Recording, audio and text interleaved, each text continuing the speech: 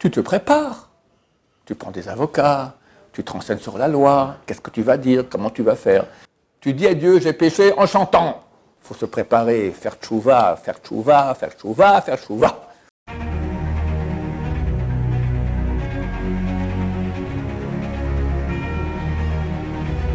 Ce jour dédié pour la réussite de Abigail, Bat Naomi Simcha, parmi tout le peuple d'Israël, Be'ezrat Hashem. Ok, chers amis, dans quelques jours, on arrive déjà à la moitié du mois de Elul. Rien que de vous dire cela, ça me met déjà la panique. Et il faut être en panique. Parce que dans 2 semaines et quelques jours, ce Rosh Hashanah, on va être jugé.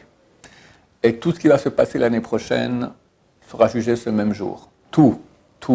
Qui aurait cru, Rosh Hashanah passé, qu'on serait le 7 octobre, à Simchat Torah, déjà il y aurait le malheur qui s'est passé, qu'il y aurait tous les otages qui sont dans des conditions tellement pitoyables à Gaza. Qui sait tout ce qui va se passer? Ou une petite grippe même, d'accord? Tout cela est jugé le grand jour de Rosh Hashanah. Qui va vivre, qui va mourir? Qui peut être certain qu'il va vivre? Combien de gens on a vu avec nous au Minyan qui étaient vivants, ils sont morts. Et tout ça a été jugé au même moment. Comment est-ce qu'on peut aller de façon allégée et relax? Alors on a un bitachon, on a foi en Dieu que tout ira bien. Et c'est un jour de joie. D'accord? Bon, on ne va pas avec des habits noirs à la synagogue, on met des habits de fête parce qu'on a confiance en Dieu. Mais c'est une confiance, mais on doit trembler. Et quand on tremble et on fait tchouva, alors grâce à ça, Dieu nous inscrit dans le livre de la vie. Parce qu'on fait tchouva. On ne peut pas arriver là-bas à Rosh Hashanah, relax. Ça n'existe pas une chose pareille. Et le Sahara, il se bat. Ouh là là, combien il se bat. Comprenez que le Sahara, son job, c'est de nous faire pécher. Il a 3 noms. Yetzer hara, tenter de nous pécher. Après, il s'appelle Satan, il va mastin là-haut, ça veut dire qu'il nous accuse. Et après, il s'appelle Malach HaMavet aussi, l'ange de la mort. C'est le 3, c'est le même. 3 noms pour le même. Ou il vient, Chas Shalom, tuer la personne, ou le faire souffrir, d'accord? Donc c'est son job. Il peut nous faire souffrir, les faire souffrir d'autres personnes, d'accord? Ou les tuer, à cause des péchés qu'ils ont faits. Donc il va se battre pour nous faire des péchés, Yetzer hara, le mauvais péché. Maintenant, lui, il a un problème terrible. C'est que Dieu est tellement bon, qu'il nous a donné un jour, une fois par année, où il efface tous les péchés. Et lui, quand il voit ça, il devient fou. J'ai bossé pendant une année entière, je bosse pour faire des péchés. Après, le type, il vient, il pleure un peu, et il dit, même pas pleurer, il dit, Dieu, j'ai péché, je regrette, je ne referai plus. Tac, on le efface. Et s'il fait ça par amour, on lui change le péché en mitzvah. Alors à quoi ça sert tout ce que je fais toute l'année? Donc forcément, il faut savoir, chaque fois qu'il y a une mitzvah qui est très très grande, le Yetzer hara se bat pour qu'on ne la fasse pas. La Gemara dans Traité Megillah dit, Gata matzata ta'amin. Si tu as peiné, tu peux croire que tu as trouvé. Tu ne veux pas arriver à un résultat spirituel, solide, authentique, un vrai résultat, qui a de la valeur sans peine. Ça n'existe pas. Parce que les forces du mal, elles empêchent, elles ne veulent pas. Et tu ne peux pas arriver à ton résultat positif sans te confronter aux forces du mal. Et il y a des efforts à faire et c'est difficile, c'est comme ça. Le plus difficile, c'est d'arriver à la yeshiva. D'accord? Tous ceux qui sont venus à la yeshiva vous raconteront que les épreuves qu'ils ont eues pour arriver. Parce qu'arriver à la yeshiva, tu reçois la signature comme quoi tu as gagné le gros lot. D'accord? Mais c'est très dur auparavant. Il se bat. Même quand tu es arrivé, des fois, il te met quelqu'un qui ronfle dans la chambre, quelqu'un qui ne sent pas bon, qu'est-ce que j'en sais, un prof qui te regarde de travers. Des bonnes raisons pour quitter la yeshiva. Pourquoi? Parce que le Sahara, il sait que si tu as les Shiva, tu peux gagner énormément. Là aussi, le Sahara sait que si on arrive, on va faire Tchouva maintenant, avant Rosh Hashanah et Kippour, tout le boulot qu'il a fait toute l'année ne sert à rien. Alors il se bat contre nous maintenant. Comment?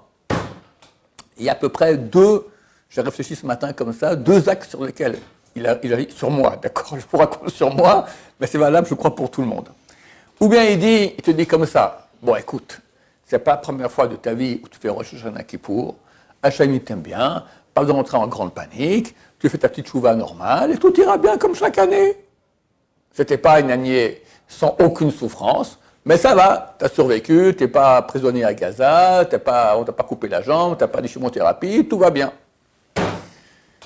Et ça va te dire, voilà, ça va, don't panique, tout ira bien, pépère. Aïe, aïe, aïe, aïe, aïe. Quoi, pépère? Parce que les années passées, ça allait bien, ça veut dire que cette année, ça ira bien. Jamais de la vie. Tous ceux qui ont du malheur, jusqu'au jour où l'année où ils ont eu le malheur, avant ça allait bien, jusque l'année où c'est venu, et qui dit que c'est pas pour cette année-là? Gros malin. Réveille-toi! Et Sarah te dit non, tout ira bien, tout ira bien. Menteur! C'est un menteur, il veut pas qu'on fasse tchouva. L'autre option de Yetzirah, il te met en situation de panique telle, dès que tu penses à Rosh Hashanah, tu vas aux toilettes pour te dégager tellement ça fait un effet, tu as l'estomac qui est complètement bloqué, d'accord? Tu es bloqué, tu peux rien faire tellement tu es en panique. C'est idiot, parce qu'à quoi ça sert? À quoi ça sert? Il faut trouver le juste milieu, comprendre, sois intelligent, regarde, tu vas être jugé. Quand tu as un jugement, quelqu'un a un jugement même petit, 1000 euros, et si c'est 1 million d'euros, à plus forte raison, d'accord? Tu te prépares. Tu prends des avocats, tu te renseignes sur la loi, qu'est-ce que tu vas dire, comment tu vas faire. Il y a une préparation à faire pour ce jugement. Là, c'est le jugement. Ce n'est pas 1 million d'euros, c'est ta vie. C'est ta vie. Et si, comme nous le pensons, et je peux presque dire qu'on a un certain Mashiach va venir, oulala, c'est le jugement le plus important de toute l'histoire, peut-être.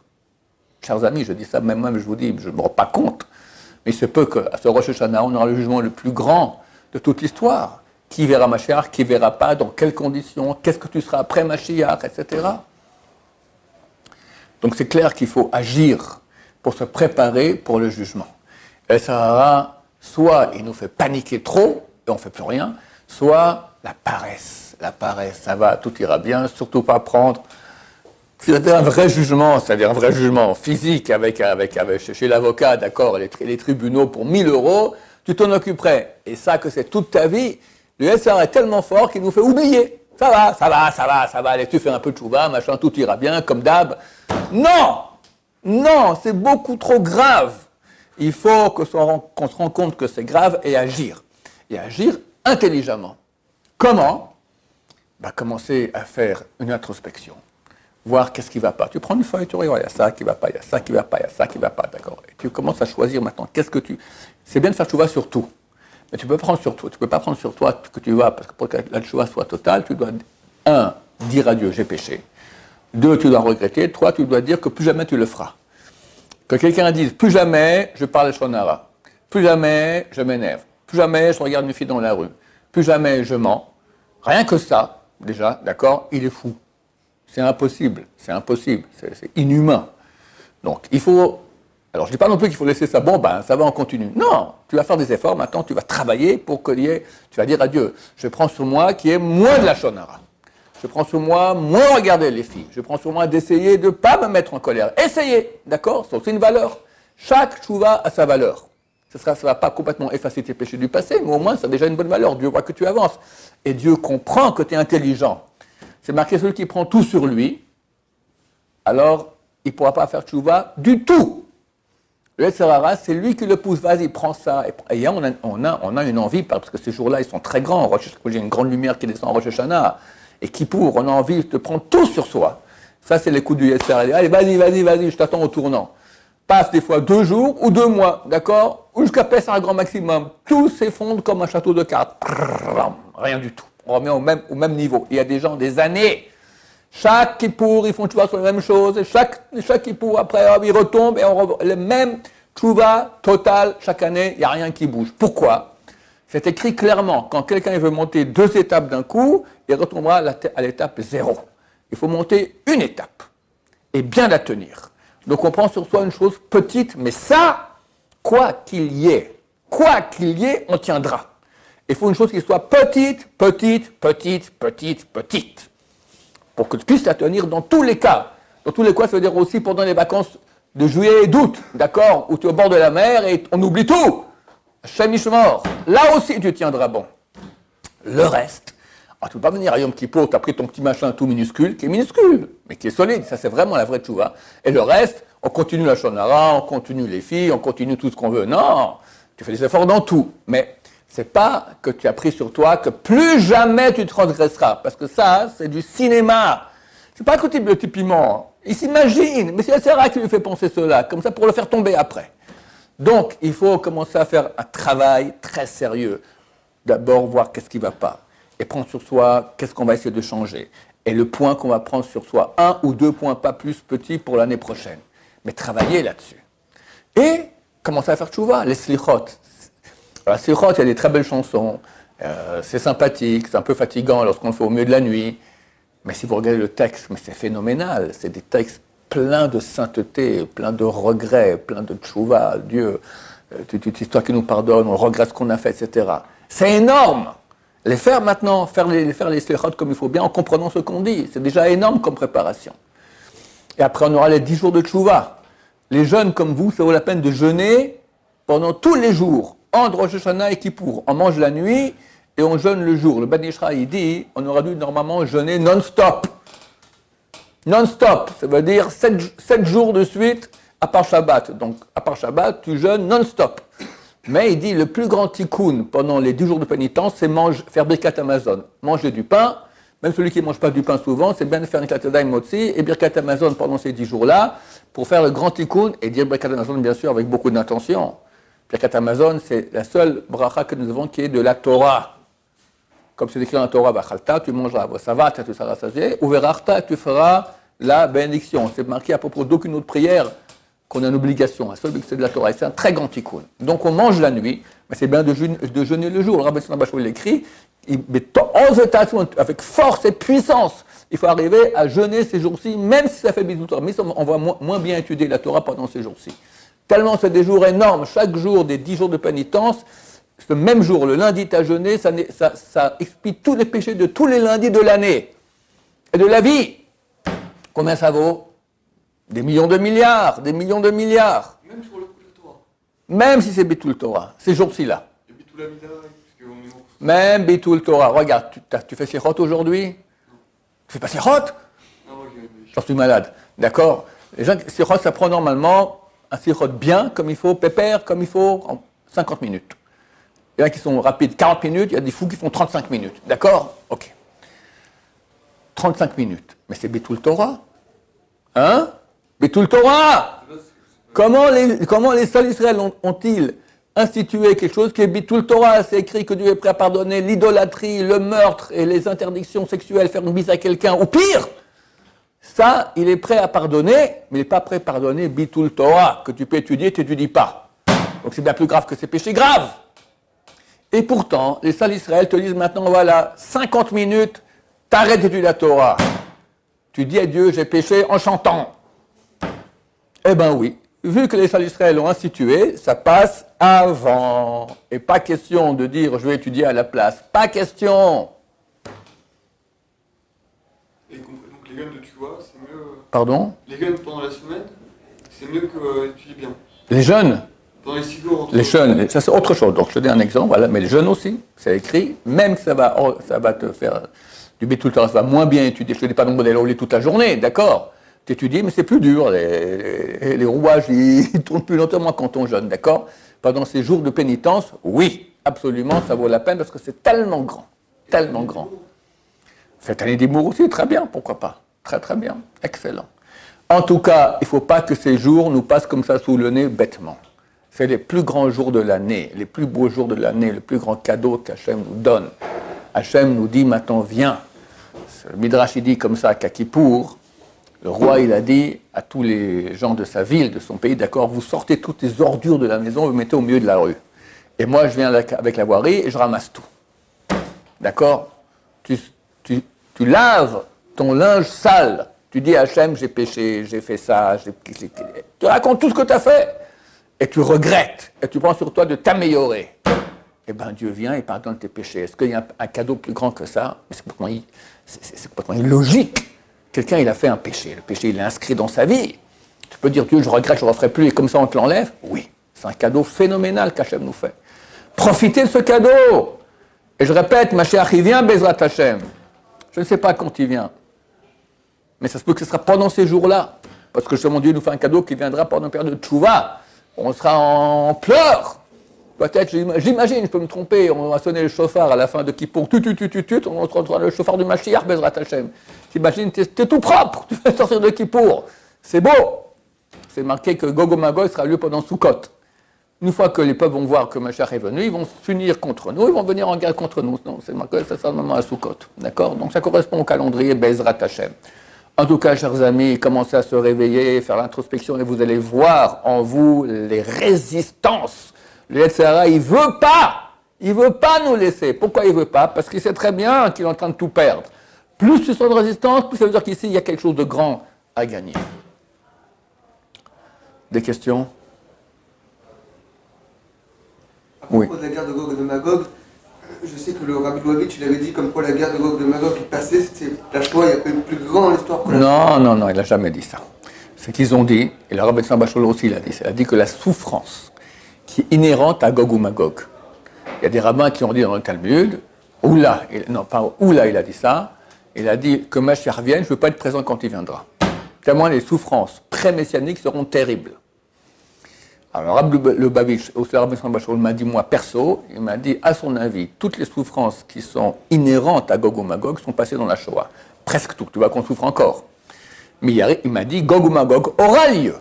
Simplement sans souffrance, pas trop du moins. Il y aura une union des peuples contre nous, qui viendront du fond du nord, c'est la Russie, avec tous les peuples, pour attaquer Jérusalem, et ça va être leur déconfiture totale. Pas grâce à Tzahal, grâce à Dieu. C'est Dieu qui va les déconfiturer complètement. Voilà. Ils le verront. Et nous, on sera très contents dans la Soukha Bezrat Hashem. C'est pour ça que le Shabbat de Sukkot, on lit Gog ou Magog. Parce qu'on a une tradition venant de Rav Hai Gaon, du 8e siècle, disant que Gog ou Magog aura lieu pendant la fête de Sukkot. D'après mon timing, comme je vois les choses, je pense que ça va être maintenant. Je peux me tromper, attention, hein, comme d'hab. Je vais raconter l'histoire, je vous la répète. Aïe, aïe, aïe, aïe, aïe. Depuis que j'ai entendu ça, je suis sur un petit nuage blanc. Mais j'ai reçu des détails supplémentaires dernièrement. C'est pour ça que je vous raconte cela. J'ai un ami qui vient de Suisse, qui est un peu plus jeune que moi, il va à la cinquantaine, je pense. Il habite à 50 mètres de chez moi. Et il a fait son aléa il y a 5-6 ans environ. Quand il a 2 enfants qui étudient, des jumeaux qui étudient à Getsed. Ils ont 20 ans. Maintenant, la femme de cet ami est israélienne. Donc les enfants sont aussi israéliens. Donc ils sont binationaux, suisses-israéliens. Ils veulent venir en Israël. Mais s'ils viennent en Israël, ils doivent faire l'armée. Maintenant, c'est clair, quelqu'un qui lit la Torah, il ne faut pas qu'il aille à l'armée. Parce que la Torah qu'il étudie à l'Yeshiva, elle vaut des millions de fois plus que le plus grand des commandos et pilotes d'avion que tu as à l'armée. Donc la question se pose, comment venir en Israël en continuant à étudier la Torah et sans aller à l'armée? Ils ne savaient pas quoi faire. Ils ont pris conseil chez des amis qui habitent Manchester, qui ont aussi un fils qui est israélien et qui actuellement a 17 ans et demi plus. Et les parents ont répondu que lorsque le gosse avait 11 ans, ils sont partis avec lui chez le Rav Aaron Leib Steinman Zatzal, qui était le grand de la génération, qui est mort à l'âge de 106 ans, quelque chose comme ça. Et il lui a demandé quel âge tu as. Et il a dit 11 ans. La question était, qu'est-ce qu'on peut faire, des choses juridiques qu'on peut faire pour éviter l'armée après? Est-ce qu'on rentre dans une action juridique, etc., ou pas? Alors, le rabbin était à 11 ans, il a réfléchi, il a dit non, faites rien du tout. Alors, moi, la version que j'ai entendue la première fois, c'était jusqu'à ce que tu arrives à l'âge où tu devrais aller à l'armée, alors ma chère sera déjà là. L'âge de l'armée, normalement, c'est 18 ans. Et après, je me suis dit, bon, 18 ans, c'est pas l'âge de 18 ans, tac, qu'ils viennent le prendre à l'armée, il commence, il envoie un papier, machin, etc. Ça sera plus tard, 2-3 mois après, 6 mois plus tard. Cette semaine, mercredi soir ou jeudi soir, je rencontre ce copain dans la rue. Et il me dit, non, le Rav Steinman a dit clairement, quand tu auras 18 ans, Mashiach sera là. Quand tu auras 18 ans, Mashiach sera déjà venu, sera déjà arrivé. Et il m'a rajouté ce détail super important, le gosse, il aura quand 18 ans, à Hanouka. Donc, messieurs, on parle du grand de la génération, le Rav Aaron Leib Steinman. C'est pas un petit, c'est pas Aaron Shai qui raconte tous les 6 mois que Mashiach il arrive. Le Rav, jamais il parle du Mashiach. Donner des dates. Et à la Khalemaase, c'est que c'est pas en l'air. C'est vous ne faites rien. Et s'il s'est trompé, il va se ramasser à l'armée. Donc s'il s'engage comme ça, c'est une valeur énorme. Alors tout le monde peut se tromper, ça peut arriver. Mais pour un grand pareil, avec une implication pareille, franchement, depuis ce moment-là, je suis sur un petit nuage blanc, Mashiach, il arrive. Bezrat Hashem. Et s'il n'arrive pas, alors on s'est trompé encore une fois. Mais c'est pas 99%, c'est 99,99% qui arrive, et un peu plus. Donc, chers amis, il faut se préparer, faire tchouva. Et on aura beaucoup de bonheur, Bezrat Hashem, surtout les gens qui sont ici en Israël, ceux qui ne sont pas encore, qui peuvent venir maintenant pour les fêtes, ça vaut la peine. Baruch Adonai, l'olam, amen va amen.